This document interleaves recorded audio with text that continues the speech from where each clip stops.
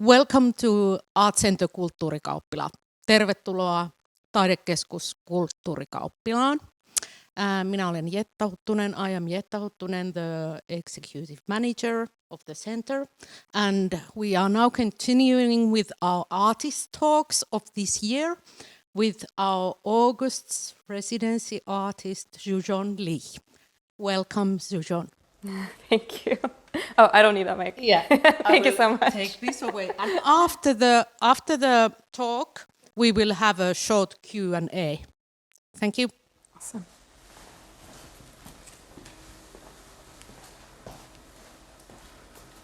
Hi, I'm Juyon.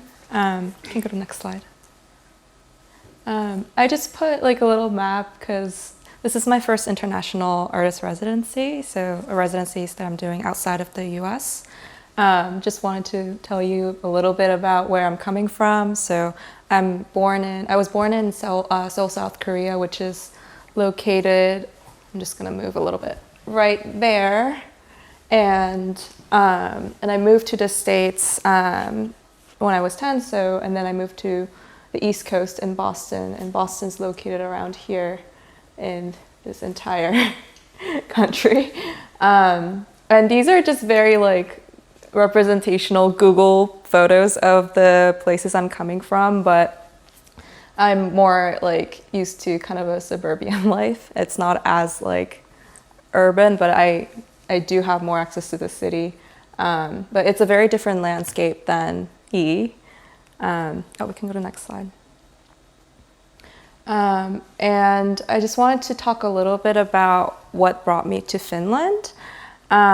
So I had a connection with a resident director that I met at Chon North Artist Residency in upstate New York in the US, and she actually was an artist resident at KulttuuriKauppilan, and I just talked to her a little bit about my work, and and then she suggested me to check out some residencies in Finland, knowing my work. And I was like, oh, why is that? And then I started looking into residencies, and after I came here, I realized like, oh, now things make sense. Like in terms of like my interest in light and architecture, design, and light is an essential medium of my work. So like that first picture is an example of some of the experiments that I've been doing in my time in E. And the second picture, it's a little hard to see, but it's a book that I borrowed from Oulu Public Library while I was like during my stay here. And it's called The Eyes of the Skin, and it's actually written by a Finnish architect. And I didn't know he was Finnish until I came here and I looked it up, and I was like, oh my God, like everything just makes sense. It's just like clicking. And also this is an image that I took of Oodi Library in Helsinki, because I've been going to different places for like site research as well. So yeah, and I put this up because I was just fascinated by the way that light is interacting with the built environment in this Finnish landscape. So yeah, and I think we can go to the next slide. And so speaking of light, starting around 2018, I've started developing a series of what I call them light drawings. And well, I come from a traditional drawing background, so more like charcoals on paper or watercolor or whatnot. But and I started to just think about drawing in a different way and kind of a way to think about time. So I started using light and shadow as my medium to make these drawings. And it's so for instance, this one, it's a space that I installed with some objects like Mylar emergency blanket that you use for like marathons or camping. It like keeps you warm, but it's also highly reflective, and using work light. So it's this kind of open, inviting space where the visitors can enter, and then they can utilize the objects that are provided for them to kind of create these like moving marks of light and shadow. We can go to the next slide.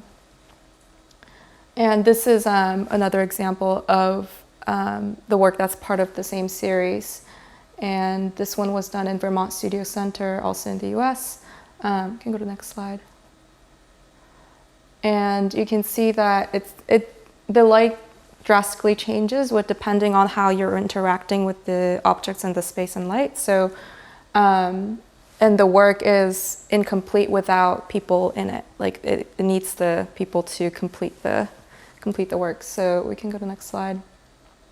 And one more tapping. So this video will show how the lights move.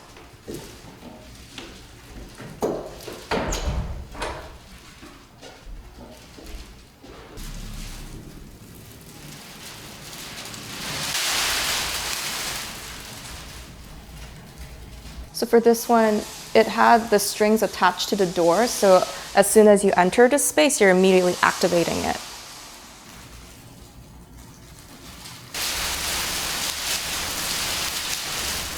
And it kind of has this sort of like water-like quality because of the material and because of the way it interacts with the light source.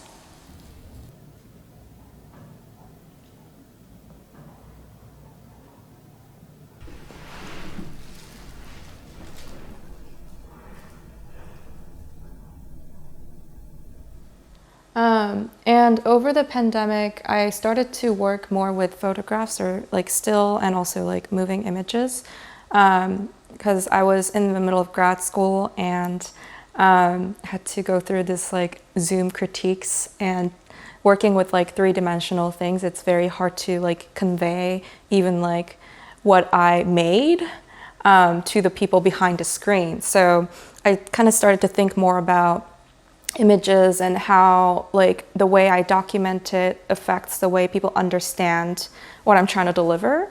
And so it naturally sort of led me to thinking about like how things, the process of like framing things like with the camera, so the process of framing and how things get framed and how the perception of that subject can change depending on the way this sort of like framing is manipulated. And this one is, so I set up what I call them situations. So I just kind of compose these objects that are kind of like markers of time, like metronome, and this like moving lamp that's kind of moving in like a circular way. And there's also this fan that's creating this airflow that causes all these movements. So, well, the mechanism itself doesn't have to be like super transparent to the viewer for this piece. So, but I did want to kind of show these sort of like marks of time with these photographs, and it was like long exposure photos, so it kind of traced the light movement. And I was kind of putting it together, and this one was printed on paper, and we can go to the next slide. And also did some experiments with like former works because they also deal with a lot of like movement and light and time as well. Can go to the next slide. And but then I not only just like scaled it up, but also started to use different materials to give like a physical body to these images, because like the images that I take with the digital camera, it exists in this data form, so it's kind of like nothing sometimes, and then depending on how I bring it to life, it kind of it's almost like a ghost to me. But this one is printed on silk. So, and it has semi-transparent quality, so you can kind of see through the material, or you can just kind of look at the image. But we can go to the next slide. And when like the visitor like walks around the work, it kind of moves the airflow of that movement also shifts the material too. So it's kind of like destabilizing the image as well. And we can go to the next slide. And I also started experimenting with moving image, so video as well. And here you can see there's also a fabric component to this piece, but it's like interacting with light that's coming from the video. So the video projector was kind of acting as a light source as well. Yeah, can go to the next slide.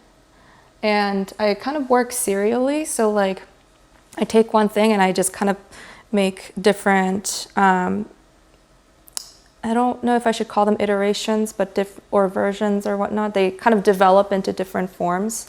And But I was using the same video, and then in this one, it's kind of hard to see, but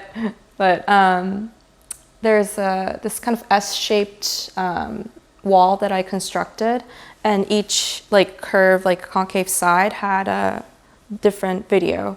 So there were 2 videos playing with all these like refracted light.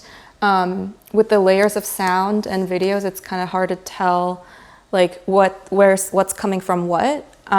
So there's a bit of like sense of mystery in these works.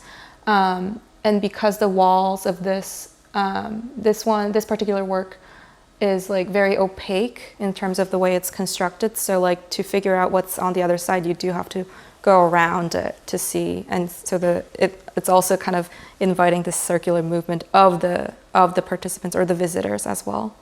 We can go to the next slide. This is just another image of the work. I'm only showing one side, but yeah, so you can see that there's like these refracted light. It's because there are multiple projections that's coming through the glass, but also just like that image as well. Can go to the next slide. This is the most recent piece that I completed. It's called There's Mystery in Everything. And it was for my graduate thesis work.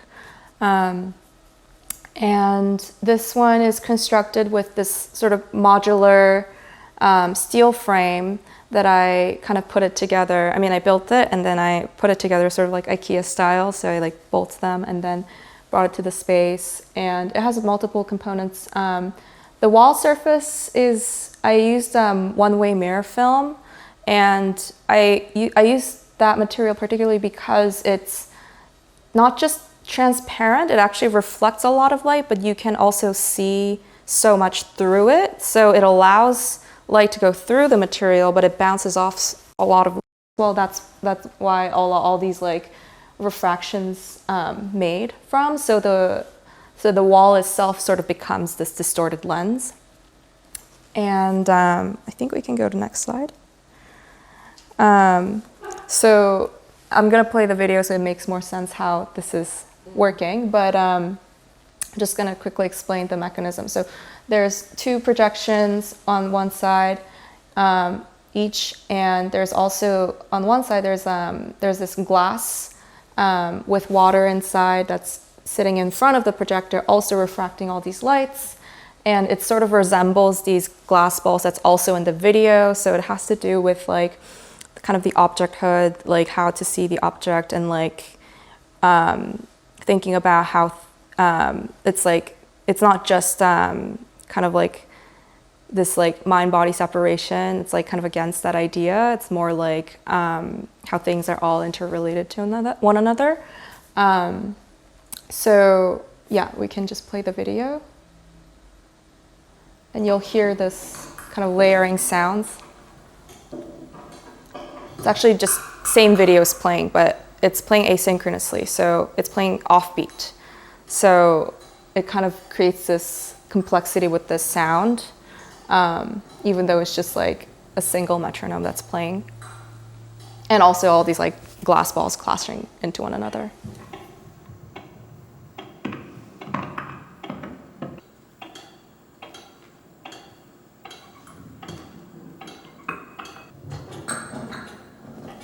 You can see there's like multiple not projections, but, well, they are from projections, but reflections upon reflections. So I'm very interested in kind of taking like concrete things that seem very definable and kind of abstracting that. And yeah.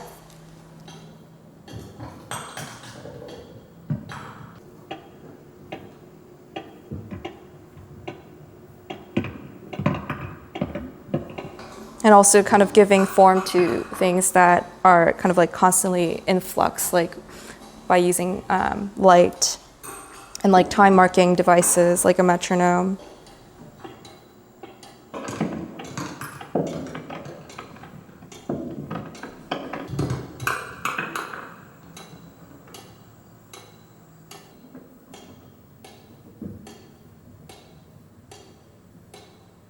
But this work reflects on this kind of my interest in generating this open, inviting space that allows people to like meditate on this sort of like contextual understanding of oneself, and also thinking about all these like mysteries around them.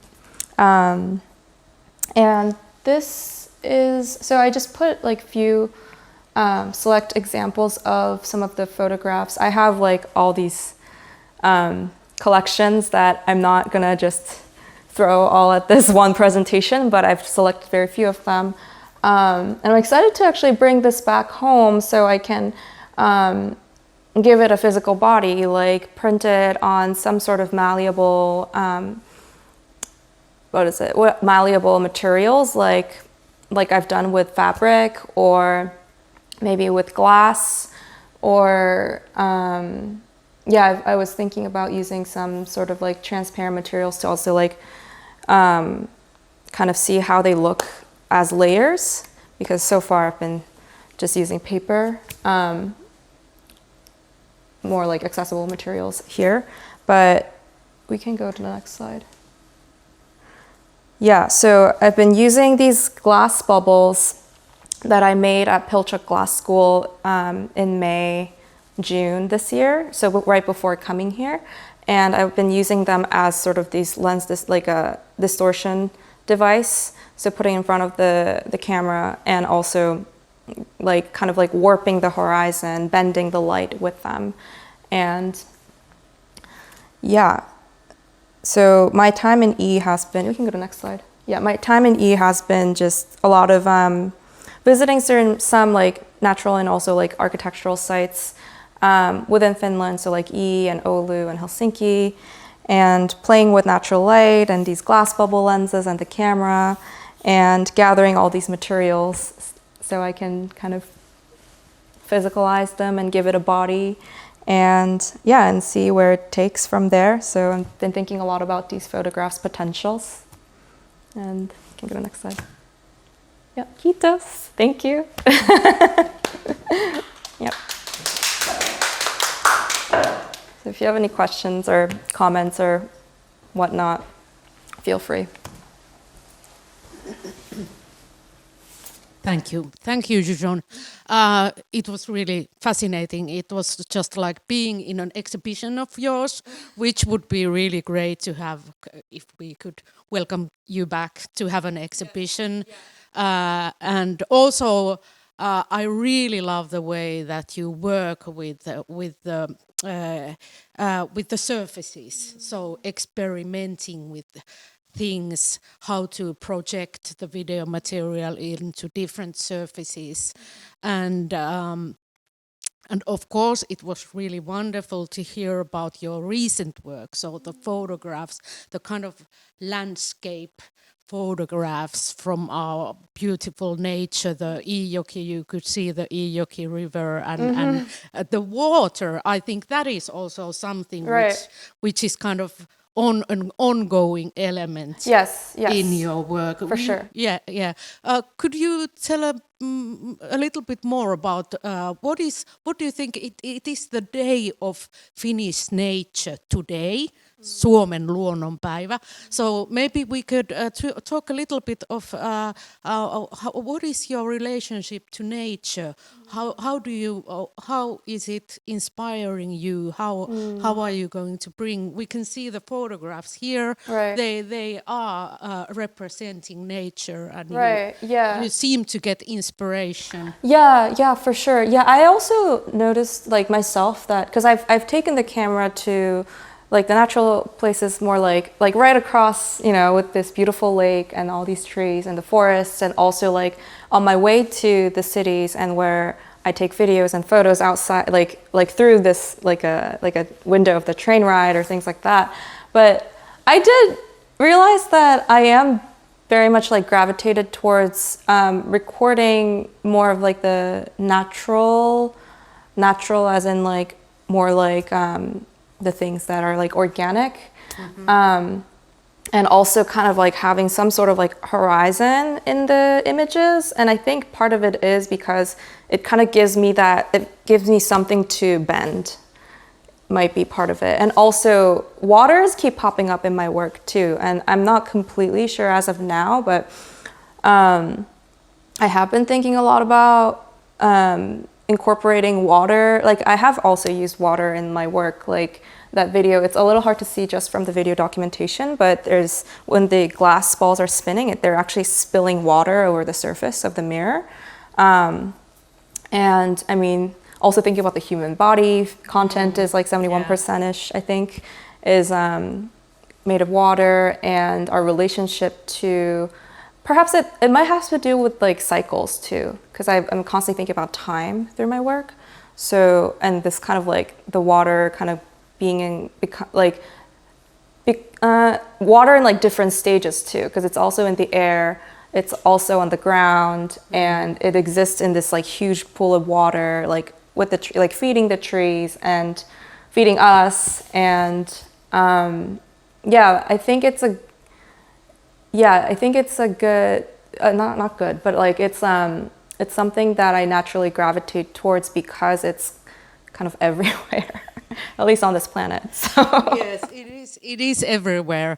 The other thing that I was fascinated and interested was how you use sound, that you kind of have these very simple sound elements in your works that kind of, when you have a simple sound element, it's very meditative or something like that. So have you been thinking about that? Have you inspired, for example, in Finland, have you been inspired in sounds? Have you been thinking about them?